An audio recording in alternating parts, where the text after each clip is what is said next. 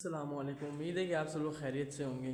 تو ماشاءاللہ آج رمضان کا تیسرا روزہ ہے، تو ابھی ظہر کا وقت ہے، آپ یہ دیکھ سکتے ہیں ٹائم۔ ابھی انشاءاللہ 5 منٹ 2-3 منٹ کے بعد انشاءاللہ بھی اذان ہو جائے گی۔